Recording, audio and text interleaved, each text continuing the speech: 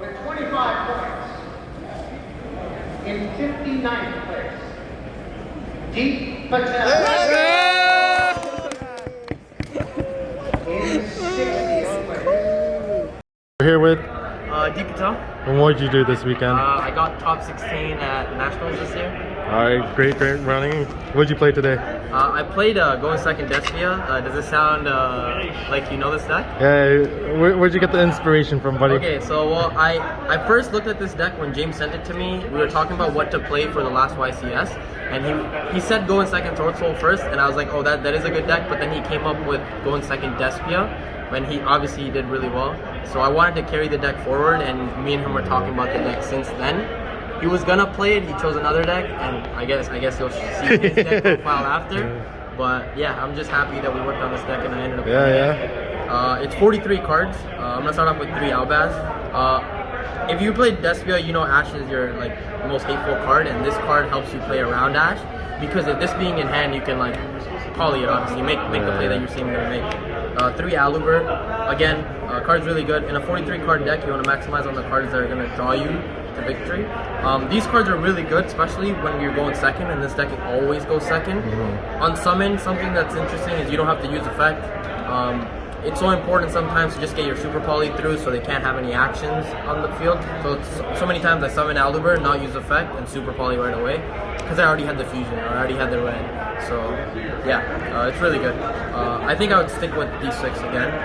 2 Tragedy, 1 Ab Libitum. I think it's pretty standard. I don't think you know that. Played 1 Snow. For a moment we tried the bigger Elvish monster, Golden Lord. But the problem with Golden Lord is it sucks in hand a lot of the times. Yeah, it's just super brick. You can use Snow as an out to a lot of boards, so summoning Snow is really good. So I didn't really see the point to playing Golden Lord. It was too situational, I'm gonna be honest. Yeah, someone was saying because you mine and then you play the fusion, and then the Lord outs your fusion, but Snow does the same thing. That is so situational, where it's now you put up a monster and they don't have a monster, and now you have Golden Lord, and then you're gonna tribute your mine and you're gonna summon the Golden. It's too situational, so I just didn't play it. I think Snow and drawing is real ass. Yeah, and then this being an interruption on your opponent's turn is insanely good. So yeah, I played that. And last but not least, I played 1 Albion. This card was really good to dump to the grave. It was a good 1 card because you never want to see more than 1. Neither do you want to use it and see another one. And I know it might not happen all the time, but I just didn't want to take the chance of it happening, and it's an easy side up, so I played it. It's a really good card. Another thing is, so many times when I use Fusion, I already used Tragedy, but I had to make Rebellion. I sent Albion to the grave because it fills up your grave and it counts as a Albaz in grave, so you can fuse with Albion. it. So then you're basically sending 2 Albaz to the grave, and it helps in a lot of matchups. So yeah, I played these 11 monsters. The next is 333. These are standard. These are help you make your openings better. Just cards that you need to run. 2 of these are standard. We played the 3rd. We played Desires, so we didn't want to banish a lot of them. We at least wanted 1 or 2 copies to use. And then in general, going second with you filling up your grave with discard cards, it's a really good card to have in general. And it outs Valor, Imperm, all of that. So I played 3 red. It was pretty good. The engine that lets you play through Ash a lot of the times, which is 6 of these and 2 poly.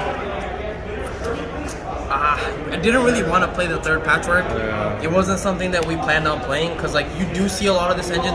The one game that I lost in Swiss badly, and I got 2-0'd, it was because I drew 2 poly, 2 red. And that's one of the reasons why I didn't want to play too much of this engine, because too much of this engine is just brick. But yeah, I think you have to play 3 Patchwork, in my personal opinion, because of Desires. You just don't want to banish 2 of them and you only have 2, and then now you draw Edge Imp and Poly, and it really doesn't do anything. So yeah, I played 8 of these. Played 2 Desires, and that made the 30 card main deck. Desires was really good, 43 cards. It was my 42nd and 43rd card. Draws you 2 cards. If they don't know what you're playing, 43 sounds like you're playing Sword Soul, so they'll ash it most of the time. If the first action you do... Yeah, for sure. There are a bunch of times at Hartford where I played it first. Even if I had Patchwork, I would play Desires first, and they would ash it, Yeah, so that's another... We talked about this scenario coming up where it's a lot of the times you want to pot of Desires first as your first action, especially against a deck that's not going to scythe you, to make sure that you bait out the Ash right away. And it happened a lot against like Sword Soul or any slower paced decks that play a lot of hand traps. It happened against them a lot. So I was happy I played Desires. It makes the way for Fusion.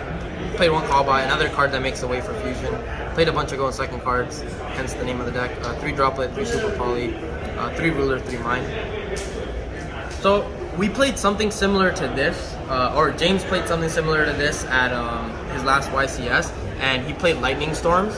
The problem with Lightning Storms right now is people are setting up too many Omni Negates. Back in the time where it was like there weren't enough Omni Negates on board, so the game's slow enough to play Lightning Storm and weren't Lightning Storms. Now it's like people are setting stuff in defense and not setting back row, and you're gonna get scythed. So like when you're gonna Lightning Storm, they have like 3 Omni Negates or 2 Omni Negates and a hot red. So we chose to play things that work around that. Obviously, like Droplet and Super Poly are like quick outs to Scythe in a lot of phases other than the main phase. This being the first card you play in main phase, the Scythe decks need to have open pretty good and save their the spell card. Like they have to like know what you're on, Yeah. and like they have to play it really well. Yeah. So the situation that it comes up in, and it never came up for me, was I needed to win the die roll. I needed to make them go first. They needed to open full combo. They need to be confident enough in the fact that I'm going second and not playing striker. And then on top of that, and save their quick play spell to activate it with hot red. And that never came up. It did came up in testing. So I guess the players I was playing with were just better. But yeah, it never came up other times. And then like mine is just mine. I think like it won me like 2 or 3 games, but I never won those games like decking my opponent out. I mostly won those games making sure that I have a blanket cross out for my Fusion to resolve. And I think it's one of the cards that made me play this deck because it made me better than other players, knowing how to out my own mind and what time is the right time to out that mind. So yeah, that was the main deck. I played 43. For extra, I played the standard. The extra is very standard. I played 3 Albion, 1 Titanclad. I played this over Glory Dragon because we don't play Merc Carrier, so that's kind of different. It does turn into a really big body, and it's unaffected by extra deck cards, so it's like pretty good sometimes. 1 Lubellion. You don't really need to, so I just played I never needed to ever, So Lubellion's that one card where, yes, it hurts the most to get stopped on, but it's also the one card where it's like, it's the only thing that puts back itself, so it's like, kind of like pointless to play more than one sometimes, and like extra deck space is tight, because the situations come out quite often. So yeah, like the situation to send 2 of these, and you don't want to send 2 Albion, right, so you have to play this one. So every extra deck card has a spot. 2 Marajay has a spot, 2 Chimera has a spot, 2 Masquerade. Then I played Dracos Apelia. This card was like the blanket fusion I went into every single time I had Poly. Like we were conversating between Masquerade and Dracos Apelia, but I think the clear answer was Dracos Apelia. It's a Veiler and it changes level, and something turning into level 1 matters a lot when the format is synchro and XYZ and all that stuff, so it mattered a lot. I played this, in my personal opinion, MVP. Like this card is so good. Because you play D-Link a lot too, right? I played 3 D-Links, and the problem is like Ruler or Mine shuts off their whole board at times, and then you just Super Poly their 2 Darks and copy Baron, and then the game's over.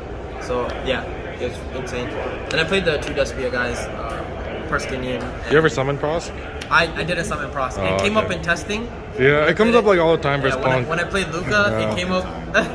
It came up a lot when I played Luca, because Luca was playing Brave Pile, and he always has like Herald, Hot Red, or Herald, another Dark. And it came up there, but then other times in this tournament, I don't think it came up even once. So it is what it is. And then I played. So the thing is, you either go into this or this, right? And because I played a lot more Dragon Link than I did Pile, I ended up going into a lot more of this. So it's basically that. And then unique work. The side deck, I think my side deck could have had more work done to it. It was questionable, some of the choices, but did you ever actually cross out for Crow? So yeah, I played cross out targets and cross out. I didn't cross out for Crow, but I knew my opponent was playing it. Yeah. Did you ever cross out for Barrier or Anti-Spell? Not barrier. I think this card can be played. Like this card was just taking up space. I never crossed out for anti-spell. I was lucky enough to not see a single anti-spell. I think for me, I would have cut these 3 for something. I think these were good. I maybe an imperm, because I did get an imperm once or twice. So I think imperm could have been another one. But these are like, in my opinion, too situational.